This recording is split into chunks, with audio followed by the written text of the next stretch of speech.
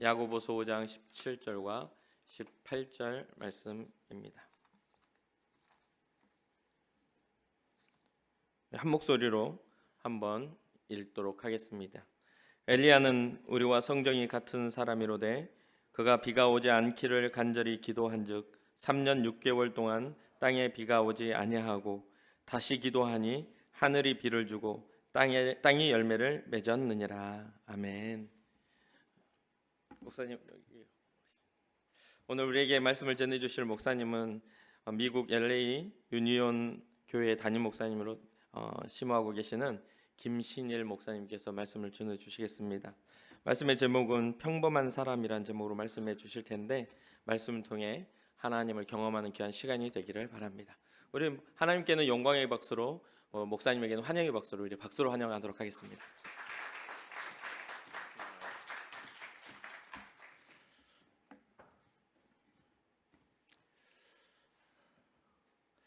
여러분 반갑습니다.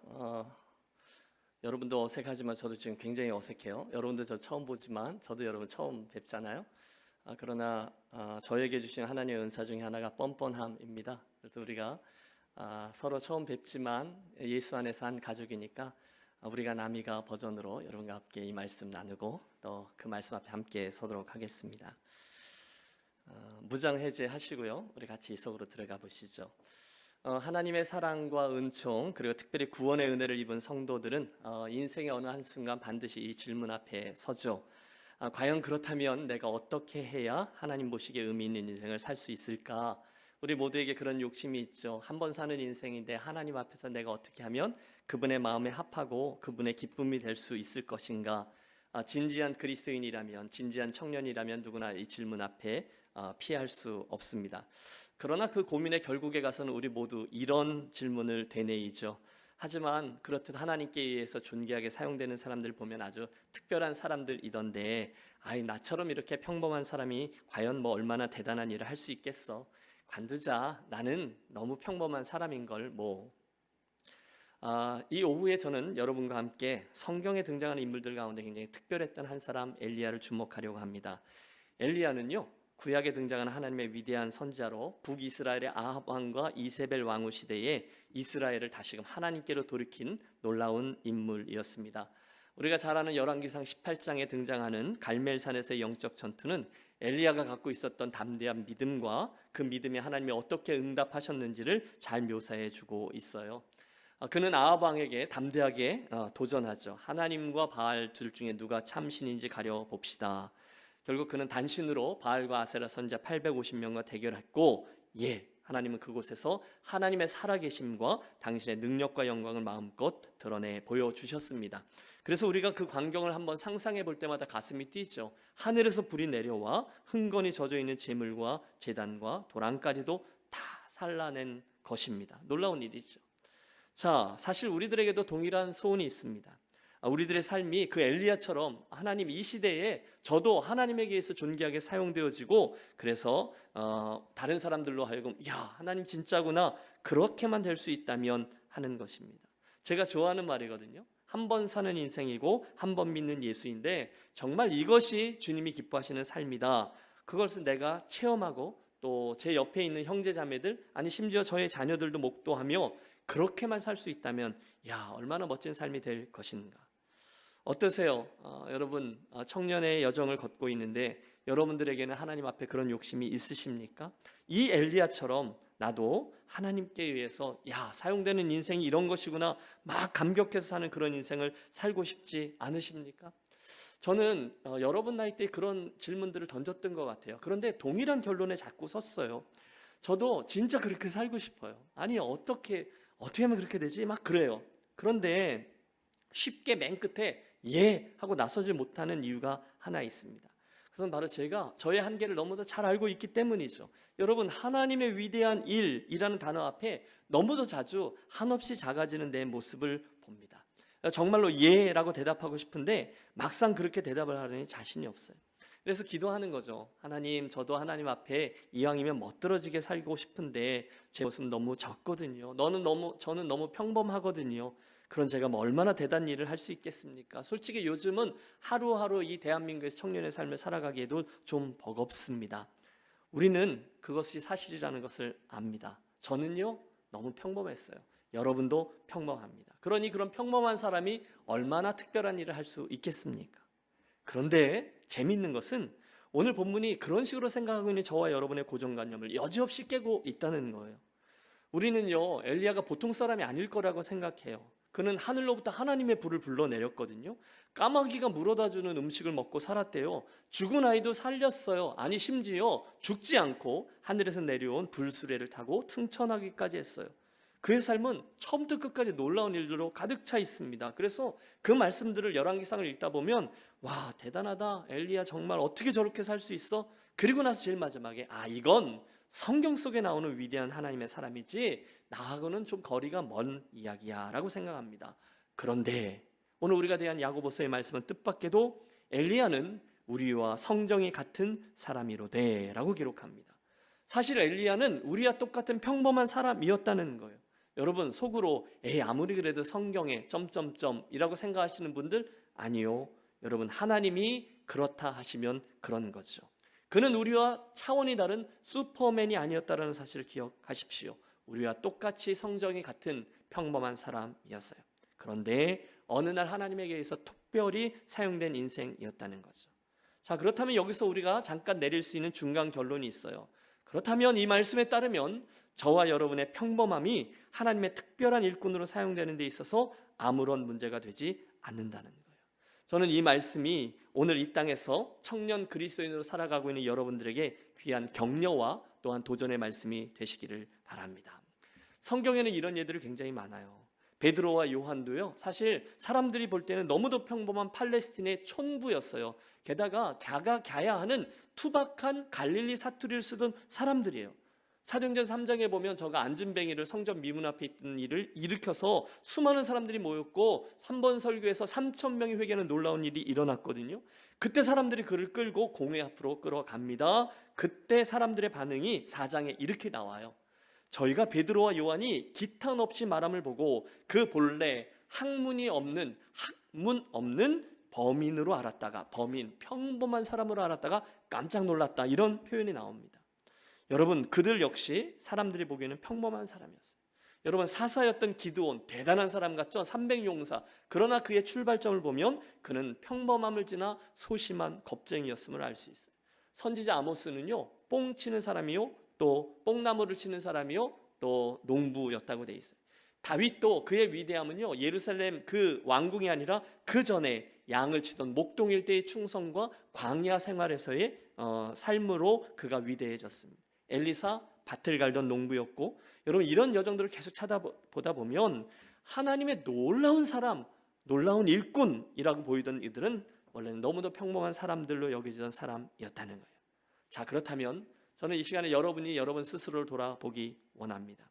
오늘 저와 여러분 대부분은 나는 뛰어난 사람이다 라고 생각하는 분, 혹시 그런 분이 계실지 모르겠지만 그러기보다는 대부분은 나는 평범한 사람일 거야 라고 여길 것입니다. 저도 그랬어요. 하나님이 이런 나를 통해서 무슨 일을 할 수 있겠어 라고 생각합니다. 그래도 모세 정도는 돼야지, 바울 정도는 돼야지, 전도자 무디나 빌리그리암 정도는 되어야지 하나님도 뭘 하실 수 있지. 그러고서는 아예 믿음의 도전을 떠날 생각도 하지 않아요. 그냥 평범하게 이곳에서 신앙생활 잘 하다가 천국에 가는 걸 바라자, 그 정도로 생각할 때가 너무 많아요. 그러면 스스로를 위로하죠. 나는 엘리야도 아닌걸, 나는 무디 목사님도 아닌걸. 그러나 저는 이 오후에 여러분과 함께 이 말씀을 큰 소리로 읽게 되기를 바랍니다. 엘리야는 우리와 성정이 같은 사람이로되. 이 말씀은 오늘 저와 여러분이 하나님의 놀라운 영광을 위해 드러나는 인생을 살기 위해 특별한 자격 요건을 갖춰야 될 필요가 없다는 걸 말해주고 있어요. 우리가 엘리야처럼 될 필요가 없다는 거예요. 사도 바울처럼 되어야 될 필요가 없다는 거예요. 임석웅 목사님처럼 될 필요가 없다는 거예요. 다만 나 자신이기면 돼요. 평범한 사람 그 모습으로 하루하루를 살아가는 것이 맞습니다. 도대체 저분이 무슨 얘기를 하려고 하는 것일까? 궁금함이 있으세요? 만일 그렇다면, 만일 엘리야가 우리와 똑같이 성정이 같은 사람이었다면 과연 그는 어떻게 해서 이렇게 특별한 일의 주인공이 될 수 있었을까요? 우리 질문을 던져야 하죠. 여러분 어쩌다가 엘리야가 그렇게 특별한 삶을 살게 되었을까요? 무슨 비밀이 숨겨져 있을까요? 그래서 우리가 가장 특별했던 순간이 열왕기상 18장에 나오는 바알과 아세라 선지자 850대 1의 전쟁을 했을 때거든요. 그때 모든 이스라엘 백성들이 기다리는 자리에서 바알과 선지자들의 제단, 바알과 아세라 선지자들의 제단, 그리고 그가 가졌던 여호와 하나님의 제단 앞에서 그가 기도했던 기도의 내용에서 그 비결을 알 수 있어요. 그는 이렇게 기도합니다. 잘 들어보세요. 아브라함과 이삭과 이스라엘의 하나님 여호와여, 주께서 이스라엘 중에 하나님 되심과 내가 주의 종이 됨과 내가 주의 말씀대로 이 말씀을 행하는 것을 오늘날 저들로 알게 하옵소서. 여러분 여기에 이 기도의 내용에서 우리가 알 수 있는 그 특별한 태도 하나를 주목하세요. 이 기도를 풀었으면 하나님 지금 저놈들에게는 불이 내려오지 않았는데 이 여호와의 제단에 불이 내리는 것을 통해서 첫째, 하나님이 참 신이시라는 것과 둘째, 내가 하나님의 사람이라는 것과 셋째, 내가 지금 하나님이 하라고 하신 대로 그대로 행하고 있다는 것이 드러나게 해주십시오 라고 기도했다는 거예요. 지금 내가 하는 이 모든 일들이 전능하신 하나님에게서부터 비롯된 현재형의 말씀에 순종했던 것입니다를 보여주십시오 라고 말합니다. 다시 말하면 그는 그날 하나님이 하라고 하신 대로 그대로 순종한 것뿐이었다는 거예요. 여러분, 여러분에게 수학 공식 대신에 위대한 말씀의 공식 하나를 알려드리죠. 성경에 기록된 하나님 사람들의 놀라운 기적들에는 반복하여 이 공식이 드러나요. 너무도 평범해요. 그건 뭐냐면 이거예요. 하나님의 말씀 플러스 믿음의 순종은 하나님의 역사입니다. 다시 한번 보죠. 하나님의 말씀 플러스 믿음의 순종은 하나님의 역사입니다. 다시 말하면 하나님의 말씀이 평범한 사람들에게 주어지거든요. 그럼 대부분의 사람들은 이 말씀을 무시하지만 몇몇 사람들은 이 말씀을 그대로 믿고 하고 현재형으로 순종하면 하나님이 놀랍도록 일하세요. 보리떡 5개와 물고기 2마리 그것을 내게로 가져오라 했을 때 하고 가져다 드리면 뭔가가 일어나는 거죠. 오라 하신 말씀에 나는 사람이고 저기는 물고기다라는 바다이지만 오라 하셨으니까 하고 풍랑이는 바다임에도 불구하고 발을 내뻗으면 놀라운 일이 일어나는 거죠. 사람들이 잔뜩 모여있는 회당에서 그 마른 손을 내밀라, 사람들 앞에서 너의 그 흉함을 보이라 하시는 말씀에 하고 손을 내밀면 하나님은 그곳에서 놀라운 일을 행하셨죠. 엘리야도 마찬가지예요. 가라 해서 그리시네가로 간 거예요. 사르밧으로 가라 했으니까 그리로 간 거예요. 하나님이 말하라 말하니까 아합과 이세벨에게 말한 것이고요. 하라 하니까 그 일들을 그대로 한 거예요. 하나님이 하라 하셨을 때 하고 당연히 그렇게 될 거야 하고 토달지 않고 그대로 했더니 그것이 우리와 성경이 같았던 똑같은 사람 엘리야가 지극히 놀라운 하나님의 특별한 사람이 되었다는 거죠. 목사님 너무도 당연한 이야기, 그 정도는 저도 압니다. 혹시 마음속에 생각하고 계신 분들이 계시겠죠. 그런데 진짜 문제는 여기서부터입니다. 그걸 모르는 사람이 어디 있겠어요? 하나님이 말씀하시면 네 하고 하면 뭔가가 일어난다는 걸 모르는 사람이 아무도 없어요. 문제는 그 다음에 그것이 어느 날 눈 딱 감고서 하는 결심으로 되는 게 아니라 반복되는 순종의 훈련에서 그 일이 가능하게 된다는 거예요. 한번 따라해 주십시오. 믿음과 순종은 결심이 아니라 훈련에서 온다. 내가 하겠습니다 하고 마음으로 결심하는 것이 아니라 훈련해서 온다는 거예요. 아무리 그래도. 그리고 여러분 아세요? 믿음이 어떻게 자라는가 가만히 관찰해 보면 이렇게 자라는 일은 거의 없어요. 이렇게 자라는 것처럼 보이는 그런 사람들도 가까이 가서 보면 항상 믿음의 도전들이 있어요. 계단처럼 되어 있어요. 여러분 다니엘과 세 친구들이 어떻게 그렇게 놀라운 일들을 행하죠? 맨 처음에 작은 문제에 순종해서 하나님의 기적을 맛보았거든요. 그러니까 계단처럼 뛰어 지나가는 거죠. 오늘도 그런 일들이 많이 있어요. 여러분 가끔 어리석은 생각을 해봐요. 여러분 그런 생각 안 해보셨어요? 저는 해봤는데 하나님 참 답답하시단 말이야. 아니 이왕이면 앞으로 있어질 일들을 나한테 좀 미리 말씀해 주시면 앞으로만 한 3년 정도 있어질 일들을 미리 좀 보여주시면 내가 뭘 선택하고 뭘 어떻게 해야 되는지 미리 말씀해 주시면 내가 이렇게 마음고생하며 살지는 않을 텐데 왜 하나님은 미리 가르쳐 주지 않으시고 꼭 그때마다 그 일들마다 나로 하여금 힘들게 하고 고민하게 하시고 기도하게 하시고 그러는 쓴 웃음들이 종종 있었어요. 여러분 그런 생각 해보신 적 없으세요? 하나님은 지금 나에게 뭘 하기를 원하시는가? 도대체 왜 하나님 나를 이렇게 힘들게 하시는 거예요? 그냥 사랑하시면 미리 좀 다 말씀해 주시지. 글쎄요. 제 이야기를 좀 말씀을 드리죠. 정확히 30년 전에 저는 신학교 졸업반 때 11월 초에 결혼을 했어요. 그리고 이제 12월이면 종강하고 1월, 2월 겨울방학하고 이제 3월이면 이제 저는 뭐 그 당시 계획이 제 아내가 초등학교 교사였는데 아내에게 입대해서 대학원을 공부하고 그리고 나서 유학 가고 뭐 한참 그런 생각을 하고 있을 때였어요. 그 당시 어줍지 않은 엘리트 의식에 사로잡혀 있던 저는 그 당시 우리들의 로망이 독일 유학이었어요. 혹시 여러분 눈이 반짝반짝 하시는 분이 계시면 좋겠다라는 생각을 해봐요. 그래서 실제로 막 유학원 쫓아다니고 막 그랬었어요. 그런데 12월 연말에 갑자기 교단에서 전도사 후보자 교육이라는 걸 한다는 거예요. 그러니까 이번에 신학과를 졸업하고 2월 달부터 정식으로 전도사가 되는 사람들을 모아놓고 교육을 하는 거죠. 근데 저희가 1회였어요. 여러분 그림이 그려서 1회니까 우리 선배님들까지는 그런 교육 안 했는데 우리들부터 그걸 하라는 거예요. 정말 잘못 걸린 거죠. 그래서 여러분 혹시 이 중에 예비군 훈련 끌려가 본 친구들 있으시죠? 예비군 훈련 가면 진짜 하기 싫잖아요. 억지로 가서 앉아 있는 거잖아요. 그래서 저도 거기 가서 앉아 있는 거예요. 뭐 이런 걸 하라 그래. 우리 선배님들까지는 안 했는데 우리부터. 그런데 더 나쁜 건 거기에 강사로 오신 목사님들이 글쎄 우리가 맨날 학생일 때 맨날 욕하고 흉보던 나이 많은 은퇴하신 노 목사님들이셨어요. 너무 부끄럽지만 공부 되게 안 하시고 설교하면 도대체 무슨 말씀하시는 건지 못 알아듣겠고 또 거기다가 고리타분하고 말도 안 통하고 악명 높은 분들. 그러니 억지로 끌려와 있는 저희들 신학과 4학년 학생들 별로 기대감이 없는 거죠. 그런데 그분들이 오셔서 다른 강의 안 하시고요. 당신들 목회 이야기를 해주셨어요. 주님이 얼마나 얼마나 그분들이 주님을 사랑했고 얼마나 성도들을 사랑하고 인내하며 어떻게 교회를 섬겼는지 옛날 스토리들을 쭉 이야기해 주시는데 갑자기 그 중간 어디서부터인가 주님이 이렇게 이거 뭐 이러고 앉아있는 저에게 갑자기 다른 음성으로 말씀하시는 거예요. 순수함으로 이렇게 도전하셨어요. 너는 좀 어떠니? 그러시는데 그 음성이 저에게는 네 순수함은 어디 갔니? 이런 음성으로 들리는 거예요. 저에게는 그게 굉장히 큰 도전이었어요. 저희가 서울신대 신학과 1학년 학생일 때 증인들이라는 찬양 동아리를 만들었어요.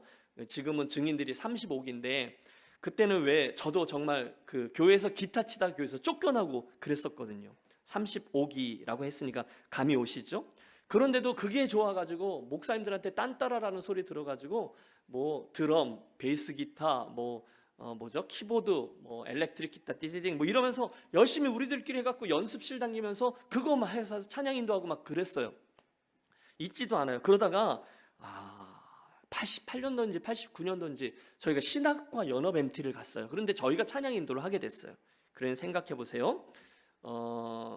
여러분 제가 맨 가운데 마이크를 놓고 제가 가운데서 건반을 치면서 찬양 인도를 했거든요. 사람을 외모로 판단하시면 안 돼요. 저도 꽤 했어요. 앞에서 그걸 하고 있는데 찬양 인도를 하던 사람은 중간중간에 멘트를 하잖아요. 그런데 여러분 생각해 보세요. 그 당시 신학과 2학년 그러니까 19살짜리가 신학과 3학년도 있고 4학년도 있고 심지어 복학한 선배들도 다 계신데 제가 막 이렇게 소리를 질렀어요. 여러분 우리 자신을 돌아보겠습니다. 신학교 1학년 때는요 존귀 영광 모든 권세 주님 홀로 받으소서 멸시천대 십자가는 제가 지고 가오리니 막 이러면서 아골골짝 빈들에도 복음 들고 찾아가서 그랬는데 4학년쯤 돼서 졸업할 때가 되면 어디가 더 출세의 길이냐 어디 가면 사례비를 더 많이 주냐 그런 거 갖고 따진답니다. 여러분 우리 그러지 않기로 하시죠. 우리 끝까지 순수함을 지키기로 하시죠. 함께 통성으로 기도합시다. 주여. 제가 막 그랬다니까요. 여러분 그랬는데 막상 제가 졸업반이 돼 있을 때에 제가 정확히 그 모습으로 되어 있는 걸 발견한 거예요. 그 노 목사님들의 주님 사랑, 노 목사님들의 헌신 이런 것들을 보면서 정말 속물처럼 비추어지는 제 모습이 너무너무 부끄러운 거예요. 일찍 유학 가서 하겠다고 성공하고 큰 교회 와서 목회하고 사람들의 주목을 받고 멋있잖아요. 그걸 헐떡대며 쫓아가고 있는 저 자신을 발견한 거예요. 그때 주님께서 저에게 말씀하신 도전이 내 순수함은 어디 갔니? 라는 도전이었어요. 사랑하는 종아. 그래서 제가 보따리 싸가지고 제 아내하고 짐 싸서 바로 강원도 길로 목회를 나갔죠. 그래서 대관령, 그 다음에 태백 이런 데 가서 목회를 했었던 기억이 나요. 제가 드리려는 말씀은 그 당시 제가 되게 목말랐던 이유는 뭐냐면 제 다음 인생의 스테이지는 무엇입니까? 였거든요. 대학원도 졸업해야 되고 이제 결혼도 했고 그 다음에 이제 목회지로 어떻게 나가야 되는지에 대해서 진짜 인생의 퀘스천 마크가 많이 있었던 거예요. 그런데 주님 당신의 뜻은 어디 있습니까? 제 인생 한번 불사르겠습니다 이러는데 그 다음 일에 대해서는 하나님이 미리 말씀해 주지 않으세요. 그러나 그때 하나님께서 그 다음 스테이지를 말씀해 주셨고, 사실은 그 다음에 순종했을 때 하나님 그 다음 여정을 이끌어 주셨죠.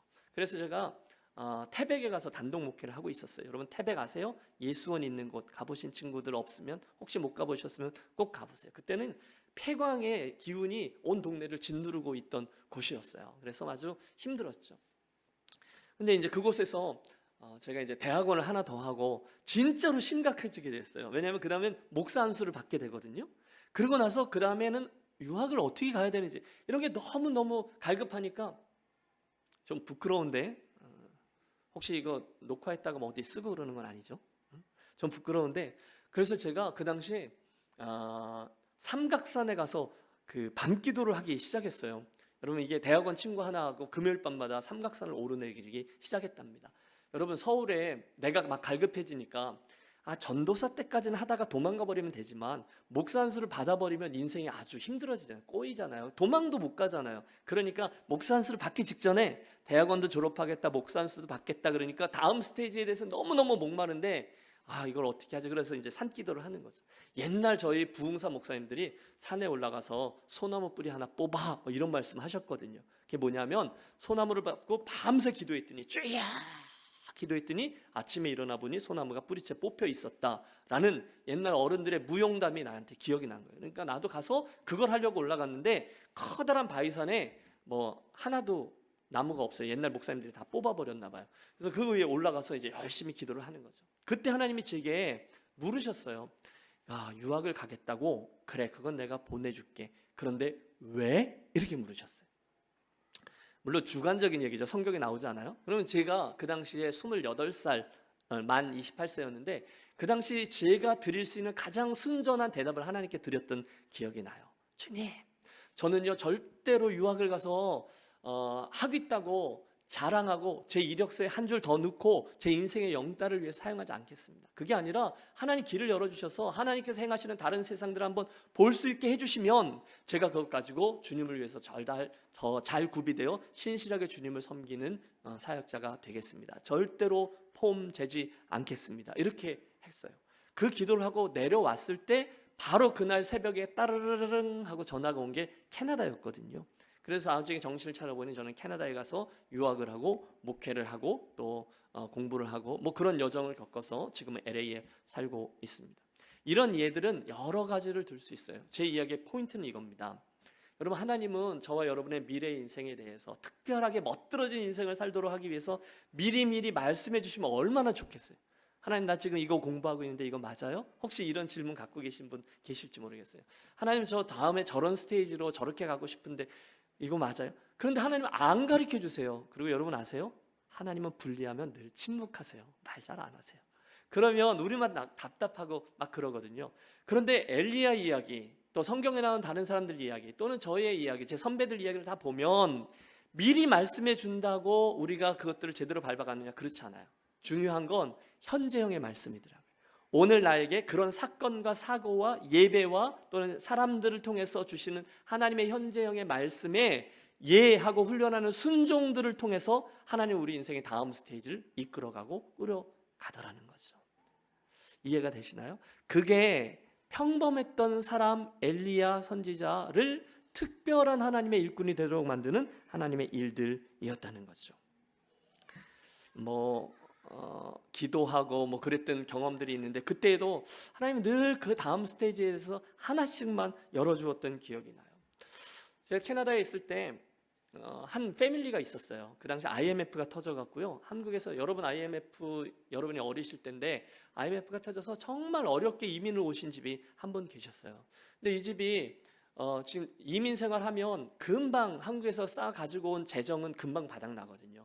그래서 결국 그 집이 별로 부유해 보이는 집도 아니었어요. 평범한 집안이었어요. 그렇기 때문에 이제 마지막으로 무슨 조그만 비즈니스라도 하나 사서 인수해야 그 집이 먹고 살면서 캐나다 땅에 살 수 있는 형편이었는데 재산이 다 썼는데 마지막 남은 게 한국 저 시골 어디에 있는 집 하나가 남아있대요. 그게 팔려야 그걸 갖고 와서 조그만 구멍가게를 하나 열려고 하는 상황이었어요. 근데 IMF까지 터져서 그 집이 안 팔리는 거예요.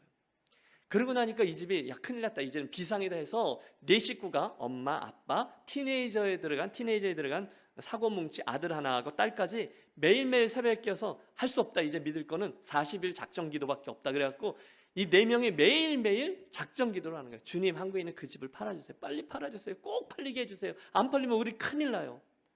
여러분, 이야기가 어떻게 맞춰질까요? 그 집이 팔렸을까요? 안 팔렸을까요? 대답을 좀 해보세요. 그 집이 팔렸을까요? 안 팔렸을까요? 네, 팔렸죠. 안 팔렸으면 제가 이런 얘기 하지도 않죠.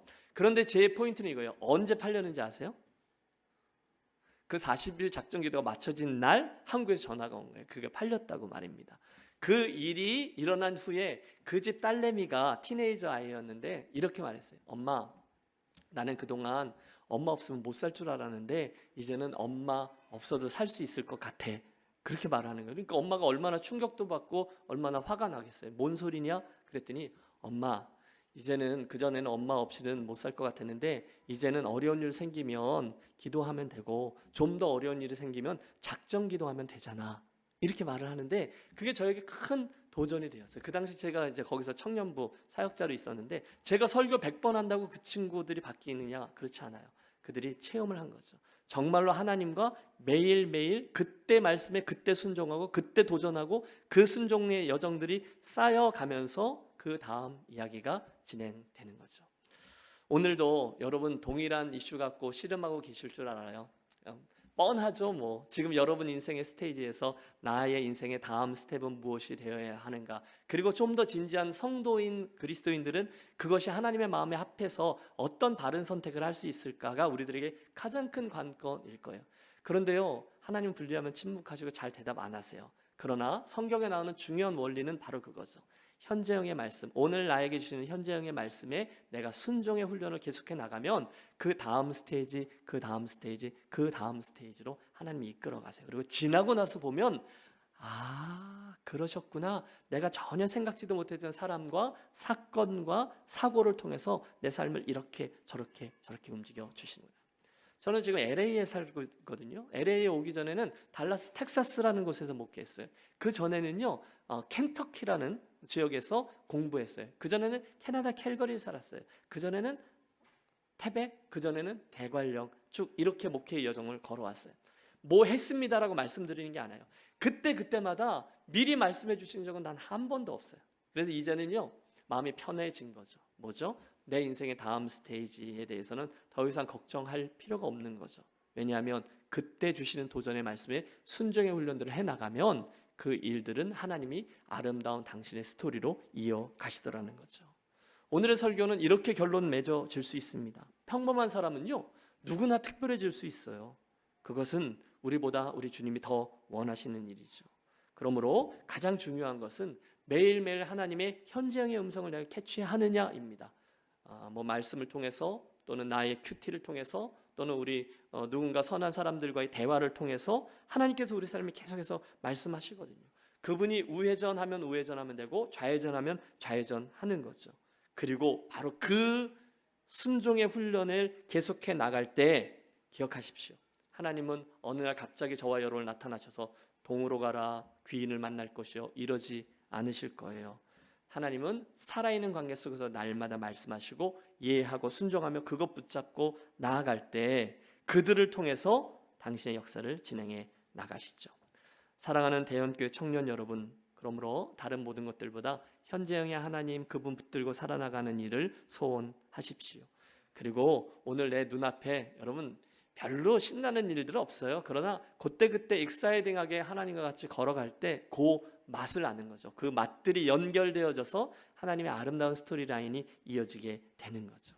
엘리야는 우리와 성정이 같은 사람이로되 아마 엘리야가 오늘 우리들의 자리에 와 있으면 우리가 똑같은 고민들을 하고 있을 겁니다. 그런데 그의 기적은 그에게 현장으로 주셨던 말씀을 듣고 정말로 매일의 그 말씀에 순종했던 것입니다. 여러분 격려합니다. 여러분 오늘 인생의 여정에 여러 믿음의 씨름들을 하고 계시리라 분명히 믿지만 그 현장의 말씀과 거기에 순종하는 훈련을 통해서 평범한 사람인 저와 여러분 모두가 하나님의 특별한 사람으로 세워지고 걸어가게 되시기를 우리 주 예수 그리스도의 이름으로 축복합니다.